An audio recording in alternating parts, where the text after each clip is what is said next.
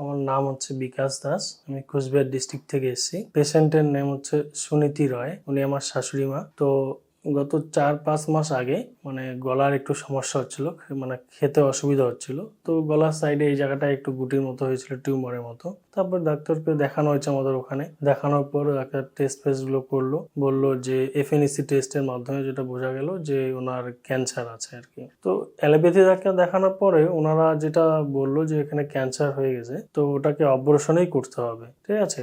তো পেশেন্টের অবস্থা এমনি হার্টেরও সমস্যা ছিল, যার জন্য আমরা চিন্তা ভাবনা করলাম যে এই অবস্থায় পেশেন্ট এর আগেও 2টো অপারেশন হয়েছিল, সেটা টিউমার পেটের সমস্যার জন্য মানে যেটার অপারেশন হয়েছে, একটা জরায়ু টিউমার ছিল ওটার অপারেশন হয়েছে, কিন্তু নতুন করে আবার ওই গলার যে সমস্যাটার জন্য অপারেশনের আমরা চিন্তা ভাবনা করলাম যে একটা পেশেন্ট কতবার অপারেশন করব, যার জন্যই আমরা এই চিন্তা ভাবনা করি। তো অ্যালোপ্যাথি ডাক্তার অপারেশন ছাড়া বলছে যে এটা ট্রিটমেন্ট হবে না, অপারেশনই করতে হবে বা কেমো দিতে হবে। স্টেটা বলেনি, কোন স্টেজে আছে সেটা বলেনি আর কি।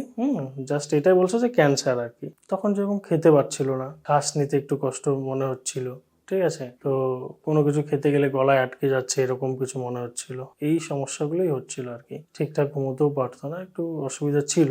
তারপরে আমরা বাই দা বাই এখানকার অ্যাড্রেস পাই বা এখানকার সবকিছু শুনে আমরা এখানে এসে যোগাযোগ করি। এসে প্রথম অবস্থা আমরা 3 মাসের মেডিসিন নিয়ে গেলাম। 3 মাসের মেডিসিন খাচ্ছে। এই তো খাওয়ার পর পেশেন্ট আগের থেকে যেটা মানে বাহ্যিক মানে বাইরের দিকে যে অসুবিধাগুলো ছিল, যে হয়তো ব্যথা করতো, জ্বালা করতো, সেই সমস্যাগুলো হচ্ছে না। এরকম খেতে পারতো না, যেটা একটা সমস্যা, ওটাও এখনো হচ্ছে না, খেতে পারছে। ফোলা ভাবটা আগের থেকে কমেছে আর কি, পুরোপুরি না কিন্তু কমতে শুরু হচ্ছে, বোঝা যাচ্ছে। কিন্তু ওই মেডিসিন শেষ হওয়ার মানে শেষের দিকে, আর ওই জন্যই আবার নতুন করে এখানে আসা। তো ম্যামের সঙ্গে ভিডিও কনফারেন্সে কথা হয়েছে, উনি বললেন যে আরো কিছুদিন মেডিসিন খেতে হবে, তারপরে প্রয়োজনে ওনারা টেস্টগুলো করবে। তো এই হচ্ছে বিষয়। তো আমি যখন আমার পেশেন্টের ক্যান্সার ধরা পড়ে, অ্যালোপ্যাথিতে যখন ওনারা বললো যে ক্যান্সারের হয় কেমো, নতুবা অপারেশন ছাড়া কোনো এসে নেই, তারপর যখন আমরা এই আয়ুর্বেদিতে আসলাম, আসার পরে আমার এই অভিজ্ঞতায় পেশেন্ট আগের থেকে অনেকটাই ভালো আছে, বেটার আছে। আর অ্যাকচুয়ালি অ্যালোপ্যাথিতে খরচাও প্রচুর, তো